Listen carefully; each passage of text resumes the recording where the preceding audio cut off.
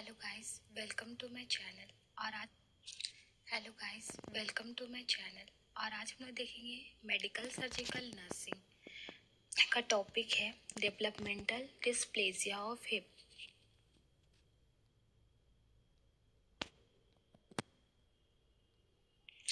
हम लोग देखेंगे introduction.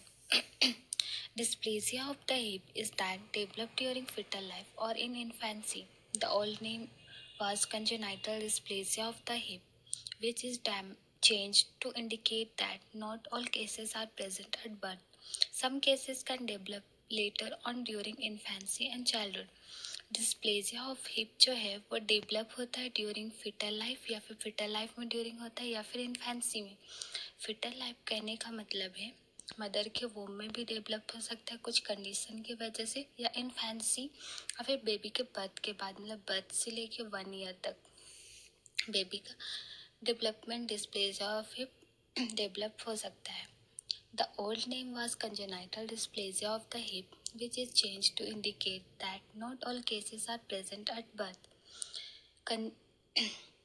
Developmental dysplasia of hip का पुराना नाम जो था वो था कंजेनाइटल डिस्प्लेसिया ऑफ हिप, जो कि चेंज हो गया और वो इंडिकेट करता है कि हर वो cases developmental dysplasia of hip का जो केसेस है वो प्रेजेंट नहीं होता है बर्थ के समय। हर केसेस जो प्रेजेंट नहीं होता है बर्थ के समय, कुछ केसेस जो होते हैं वो डेवलप होते हैं ड्यूरिंग इन्फेंसी, मतलब कि बर्थ से लेकर 1 ईयर तक या फिर ड्यूरिंग चाइल्डहुड या फिर चाइल्डहुड में कभी भी वो डेवलप हो सकता है। इसके कारण developmental dysplasia congenital dysplasia of hip को चेंज करके डेवलपमेंटल डिस्प्लेसिया ऑफ हिप रखा गया। हम लोग देखेंगे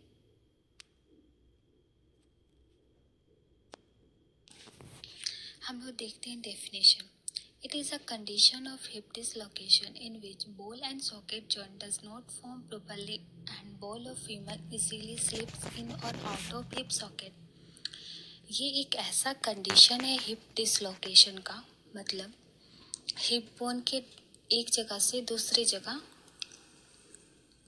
डिसलोकेट हो जाना, जिसमें कि जो बॉल और जो सॉकेट जॉइंट होता है वो प्रॉपरली फॉर्म नहीं हो पाता और जो बॉल ऑफ फीमर बोन जो है वो इजीली स्लिप इन होता है या फिर आउट हो जाता है सॉकेट से। हम लोग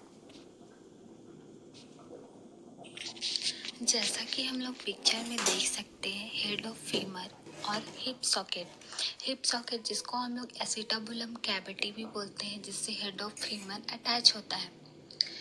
तो डीडीएच का कंडीशन में क्या होता है कि जो हेड ऑफ फीमर है वो एसिटाबुलम कैविटी में अटैच नहीं हो पाता और वो स्लिप आउट हो जाता है, डिसलोकेट हो जाता है।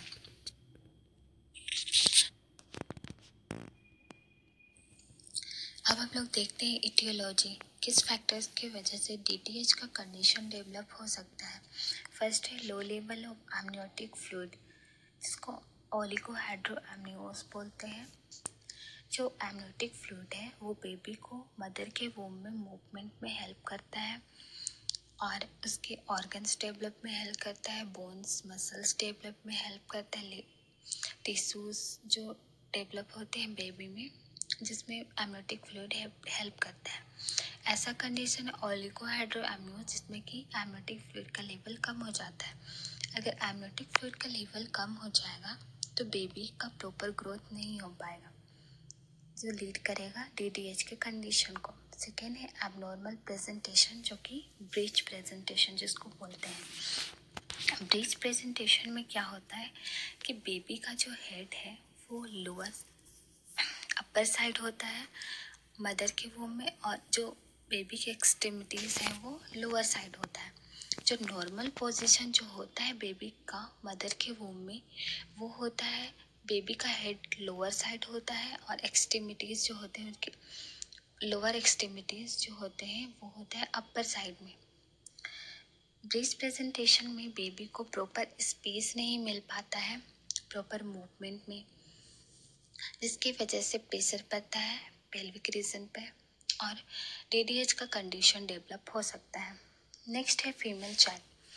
फीमेल को इजीली इसलिए होने का चांसेस रहता है क्योंकि एक वुमेन जो होती है वो जिनका लेट प्रेगनेंसी होता है तो मदर जो है वो प्रोड्यूस करती है रिलैक्सिन और एस्ट्रोजन हार्मोन्स जो हेल्प करता है पेल्विक के जो लिगामेंट्स हैं उसको लूज करने में डिलीवरी के लिए।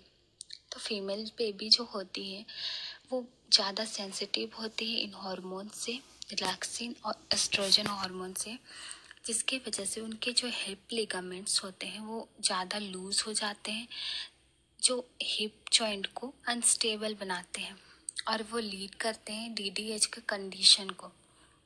नेक्स्ट है फैमिली हिस्ट्री।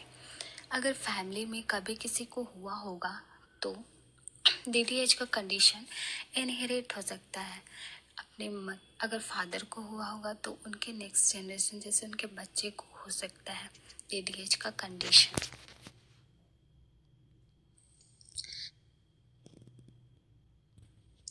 नेक्स्ट है first born baby. First born baby को ही क्यों होने का चांसेस होता है DDH, इसलिए क्योंकि जो मदर होती है वो फर्स्ट टाइम प्रेग्नेंट होती है। तो पहले बिफोर प्रेगनेंसी मतलब प्रेगनेंसी से पहले जो हर मदर या हर वुमेन का यूट्रस जो है यूट्रस का साइज स्मॉल होता है, पर प्रेगनेंसी के वक्त जैसे जैसे फिटस का डेवलपमेंट होता है यूट्रस का साइज बड़ा होने लगता है। पर कुछ कंडीशंस में ऐसा होता है कि मदर का जो यूट्रस है वो प्रॉपर जो एक स्पेस मिलना चाहिए बेबी का ग्रोथ के लिए वो प्रॉपर स्पेस नहीं मिल पाता है, जिसकी वजह से डेवलपमेंट डिस्प्लेसिया ऑफ हिप यानी कि DDH होने का चांसेस रहता है।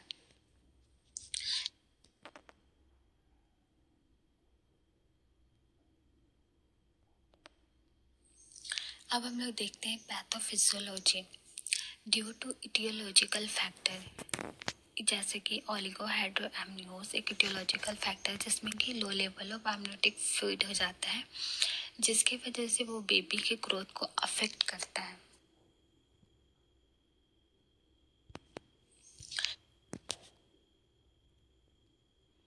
फिर वो लीड करेगा cause mall positioning of baby. अगर बेबी की ग्रोथ को अफेक्ट करेगा जिसकी वजह से माल पोजिशन होगा बेबी का। माल पोजिशन मतलब कि जो बेबी का पोजिशन है वो प्रॉपर नहीं होगा, जिसके वजह से लिगामेंटस इंस्टेबिलिटी होगा, मतलब लिगामेंट्स जो होंगे वो लूजन हो जाएंगे।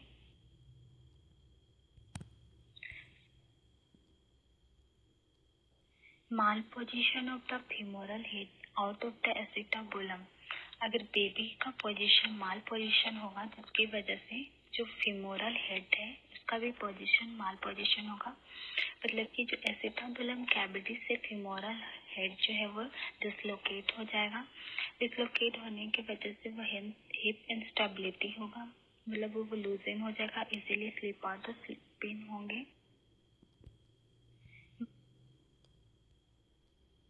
जो लीड करेगा डिस्प्लेसिया मतलब डेवलपमेंटल डिस्प्लेसिया ऑफ हिप। जो क्लिनिकल मैनिफेस्टेशन कौन कौन से सिम्टम्स देखने को मिलेंगे। फर्स्ट है लेस मोबिलिटी ऑफ लेग, वो अब इजीली अपने लेग को मूव नहीं कर पाएगा, मूव करेगा तो पेन भी हो सकता है। सेकेंड है लिम्पिंग और अ वैडलिंग गेट, जो उसका गेट होगा वो जो चलेगा वो एक डक वॉक की तरह होगा।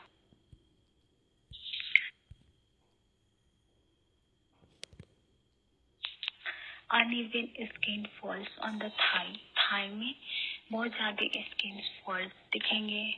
नेक्स्ट है डिफरेंट लेंथ ऑफ लेग्स, जो लेग का जो लेंथ होगा वो डिफरेंट होगा, एक पैर छोटा एक पैर बड़ा हो दिख सकता है। नेक्स्ट है द स्पेस बिटवीन लेग्स में मच वाइडर, एक पैर और दूसरे पैर के बीच में जो गैप होगा वो बहुत ज़्यादा दिखेगा।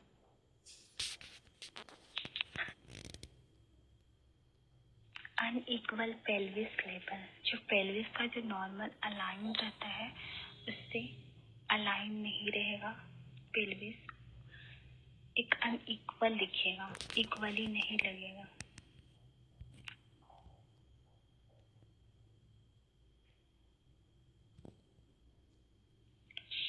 अब देखते हैं डायग्नोस्टिक इवैल्यूएशन। कौन कौन से टेस्ट या फिर डायग्नोसिस हम लोग कर सकते हैं। फर्स्ट तो हम लोग हिस्ट्री कलेक्शन करेंगे मदर से या फिर उनके जो भी रिलेटिव्स होंगे उनसे हम लोग कर सकते हैं। तो हम लोग क्या क्या पूछ सकते हैं, जैसे कि हम लोग उसका मैटरनल हिस्ट्री ले सकते हैं मदर का, जैसे बेबी का पोजीशन ड्यूरिंग बर्थ क्या था। नेक्स्ट है कि उनके फैमिली हिस्ट्री पूछ सकते हैं कि उनको कभी फैमिली हिस्ट्री में किसी को था DDH का कंडीशन, तो उसकी वजह से हो सकता है। नेक्स्ट है फिजिकल एग्जामिनेशन। हम लोग क्या क्या फिजिकल एग्जामिनेशन करेंगे, हेड टू टू एग्जामिनेशन क्या करेंगे बेबी का। तो जो भी हम लोग सिम्टम्स देखे थे, साइन एंड सिम्टम्स, वो हम लोग देखेंगे बेबी में कि वो साइन और सिम्टम्स है या नहीं। नेक्स्ट हम लोग करते हैं बालोस मैन्यूअर। जो बालोस मैन्यूअर है वो चेक किया जाता है एक फिजिशियन से, जिसका पर्पस होता है to detect an unstable hip that can be dislocated. ये मेनली जो बालोस मैन्यूअर है वो DDH के कंडीशन को डिटेक्ट करने के लिए किया जाता है after the birth of baby. इसका तो हम लोग कैसे करते हैं बालोस मैन्यूअर। फर्स्ट है बेबी को सुपाइन पोजीशन में पोजीशन देना है। उसके बाद उसके जो हिप है उसको फ्लेक्स करना है 90 डिग्री, हिप को भी फ्लेक्स करना है और नीज को भी फ्लेक्स करना है। फिर होल्ड करना है थाई को अपने थंब से on the medial side and fingers on the lateral side में। फिर अडक्ट करना है हिप को gently, bring the thigh toward the midline. Thigh को हम लोग को अडक्ट करना है, मतलब उसको थाई में एक मिड लाइन में लाना है। फिर अप्लाई करना है पोस्टीरियर या फिर डाउनवर्ड प्रेशर लगाना है, जिसकी वजह से तो हम लोग को क्या पॉजिटिव बालोस साइन दिखेंगे, जिसमें कि हम लोग को फील होगा कि हिप जो है वो स्लिप आउट हो गया है एसेटबुलम से पोस्टीरियरली, मतलब नीचे की डाउनवर्ड की ओर हिप जो है वो स्लिप आउट हो गया है। और उसमें से एक साउंड आएगा क्लंग, जो कि सेंसेशन होगा, जिसमें कि हम लोग डिसलोकेशन को पता कर सकते हैं। बालोस मैन्यूवर मेनली जो है DDH के कंडीशन को डिटेक्ट करने के लिए किया जाता है। इस कंडीशन में बालोस मैन्यूवर में ये किया जाता है, उसमें चेक करते हैं कि बेबी जो है आफ्टर बर्थ जो है वो रेस्ट पोजीशन में रहता है। जब हम लोग उसको 90 डिग्री में फ्लेक्स करके उनको पोस्टीरियर मतलब डाउनवर्ड प्रेशर देंगे तो इजीली स्लिप आउट हो जाएगा। और DDH का कंडीशन रहेगा तो स्लिप आउट रहेगा, नॉर्मल कंडीशन रहेगा तो स्लिप आउट नहीं होगा। यही है बालोस मैन्यूवर।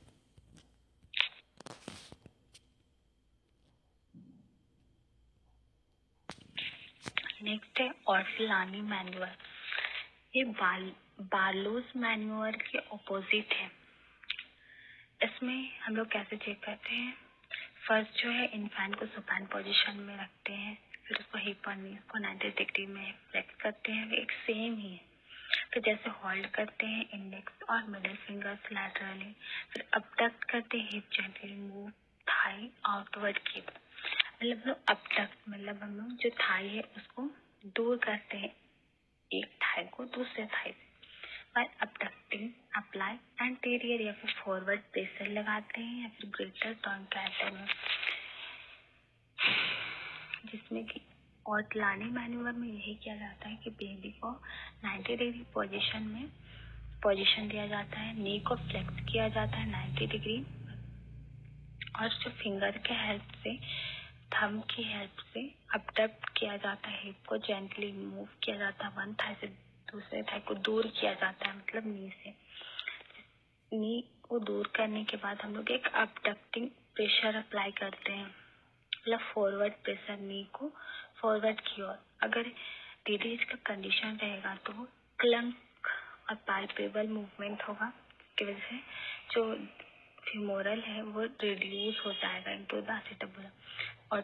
और टुलानी मैन्यूवर डिसलोकेट को फिक्स करने के लिए किया जाता है।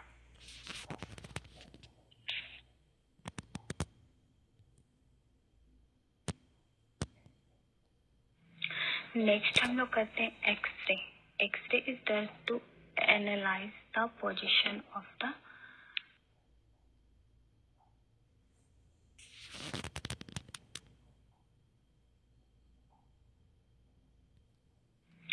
नेक्स्ट हम of the femoral head within the acetabulum, हम लोग एक्सरे करते हैं एनालाइज करने के लिए कि फीमोरल हेड जो है वो एसेटाबुलम कैविटी में फिक्स है या नहीं। नेक्स्ट है ultrasound. Ultrasound is done to assess DDH in infants under 6 month. Ultrasound किया जाता है असेस करने के लिए डीडीएच के जो भी इन्फेंट को है उनको असेस करने के लिए अंडर 6 मंथ के इन्फेंट को किया जाता है।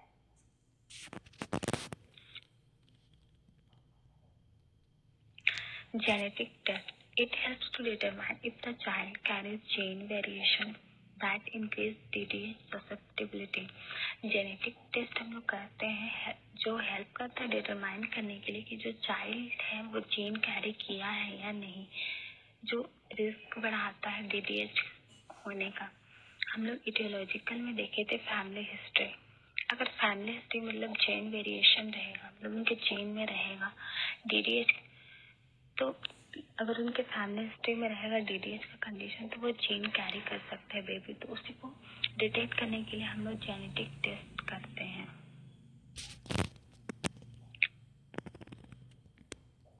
नेक्स्ट है मैनेजमेंट। हम लोग मैनेजमेंट कैसे करते हैं? तो फर्स्ट है नॉन ऑपरेटिव मैनेजमेंट।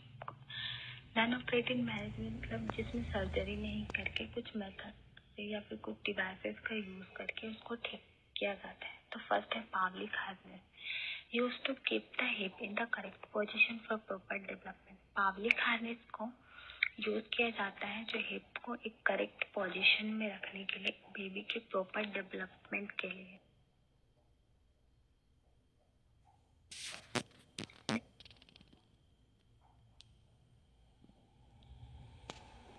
नेक्स्ट है von Rosen splint. It keeps the femoral head well seated in the acetabulum to prevent dislocation and instability.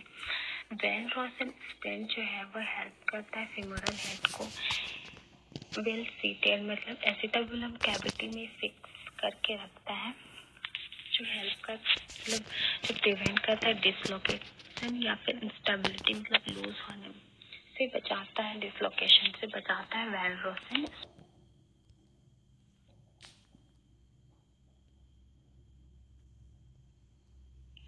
Next है abduction splint. It holds the hips in flexion and abduction, keeping the femoral head centered in the acetabulum. जो abduction splint है वो hold करके रखता है हिप्स को, flexion और abduction से भी बचाता है और मतलब फेमोरल हेड को सेंटर्ड और फेमोरल हेड को एसेटाबुलम कैविटी के सेंटर में होल्ड करके रखता है।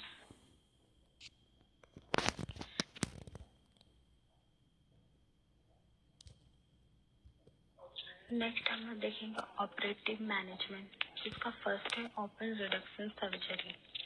It is a surgical procedure in which surgeon directly exposes the hip. ये एक सर्जिकल प्रोसीजर है जिसमें जो सर्जन है वो डायरेक्टली एक्सपोज करता है हिप जॉइंट में, मतलब सर्जरी कर।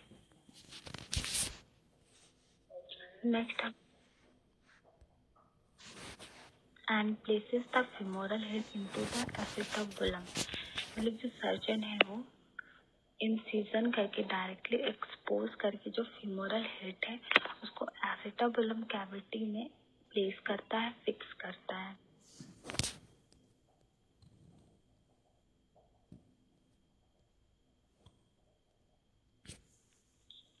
बोन ग्राफ्टिंग एक सर्जिकल प्रोसीजर है जिसमें जो इन्वॉल्व करता है, जिसमें क्या होता है कि हिप सॉकेट को रिपेयर या फिर रिकंस्ट्रक्ट किया जाता है एक न्यू बोन को प्लेस करके। अगर बोन जो है वो पुअरली डेवलप हुआ है, अच्छे से डेवलप नहीं हुआ या फिर बोन में कोई डिफेक्ट है तो।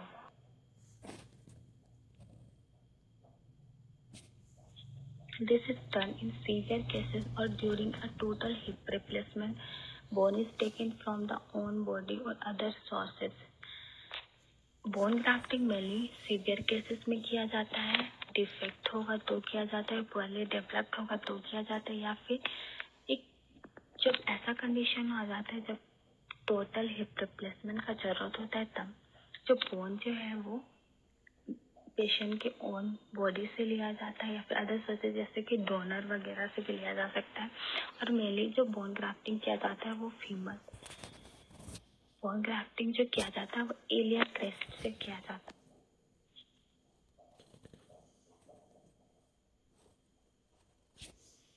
नेक्स्ट है hip replacement. It is a surgical procedure in which damaged hip joint is removed and replaced with an artificial prosthetic joint made of metallic or ceramic. ये एक सर्जिकल प्रोसीजर है जिसमें कि जो डैमेज हिप जॉइंट है वो remove किया जाता है, रिप्लेस किया जाता है। तो हिप रिप्लेसमेंट में प्रॉपर हिप जॉइंट जो है उसको प्रॉपर रिप्लेस किया जाता है और उसकी जगह पे एक आर्टिफिशियल प्रोस्थेटिक डिवाइस लगाया जाता है जो कि एक मेटल या फिर सिरामिक से बना होता है।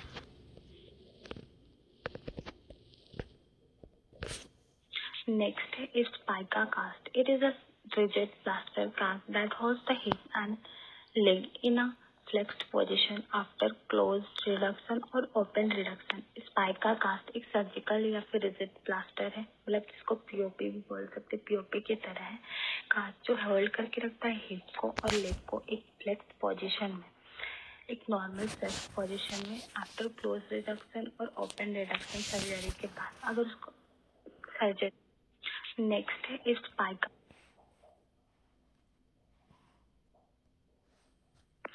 नेक्स्ट देखते हैं नर्सिंग मैनेजमेंट हम लोग क्या क्या कर सकते हैं. Assess the general condition of the patient. Patient का जो जनरल कंडीशन है वो पहले असेस करना है. Assess the hip and extremities of patient for any deviation. Assess करना है हिप को और एक्सट्रीमिटीज को, पेशेंट का कोई भी डेविएशन है फिर कोई प्रॉब्लम तो. Next assess the apparent shortening of the femur as indicated by the level of the knee. Assess करना है कि शॉर्टनिंग ऑफ द फीमर जो है वो इंडिकेट करता है लेवल ऑफ द नी को. पहले नी लेवल को असेस करना है कि जो नी है वो प्रॉपर अलाइन है या नहीं. Assess the Trendelenburg sign. Trendelenburg sign को हम लोग जिसमें कि क्या होता है जो पेल्विस का जो लेवल रहता है वो एक दूसरे से अलाइन नहीं रहता है, उसको ट्रेंडेलनबर्ग साइन बोलते हैं. Assess the mobility of the hip and extremities. हम लोग हिप की मोबिलिटी और एक्सट्रीमिटीज की मोबिलिटी को असेस करेंगे, इनकरेज करेंगे मोबिलिटी के लिए जब भी पॉसिबल होगा. तो maintain correct position for hip को करेक्ट पोजीशन में मेंटेन करने के. Encourage for passive exercise. Passive exercise करने के लिए इनकरेज करेंगे. इवाल्वेट फॉर एनी कॉम्प्लिकेशन. कोई भी कॉम्प्लिकेशन तो नहीं हो रहा है उसको इवाल्वेट करेंगे, चेक करेंगे.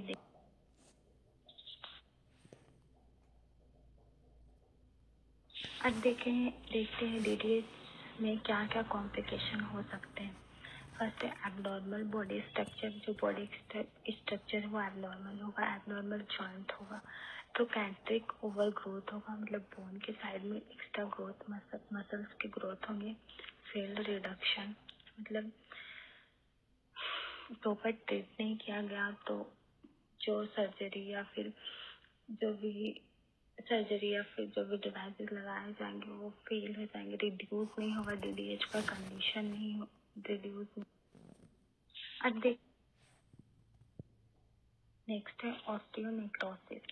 बोन्स के जो